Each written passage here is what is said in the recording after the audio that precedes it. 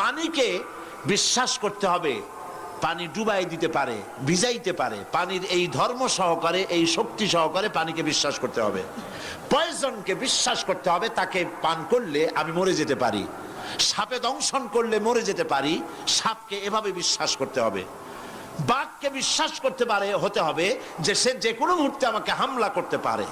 প্রত্যেক জিনিসের শক্তি সহকারে, আগুন সে জ্বালাতে পারে, পোড়াতে পারে, এই শক্তি সহকারে বিশ্বাস করতে হবে।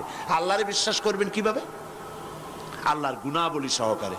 বলেন, আল্লাহকে বিশ্বাস করবেন কিভাবে? তার গুণাবলী সহকারে বিশ্বাস করতে হবে। শুধু যদি বলেন আল্লাহরে বিশ্বাস করি, হবে না। আল্লাহর গুণ সহকারে বিশ্বাস করতে হবে। এক নম্বর গুণিত হচ্ছে আল্লাহ হচ্ছেন খালিক, তিনি হচ্ছেন স্রষ্টা। আল্লাহকে আমার স্রষ্টা, আমার রব, গোটা বিশ্বের রব, বিশাল আকাশের মালিক, জমিনের মালিক, বিস্তীর্ণ এই পৃথিবীর মালিক, সব কিছুর একচ্ছত্র মালিককে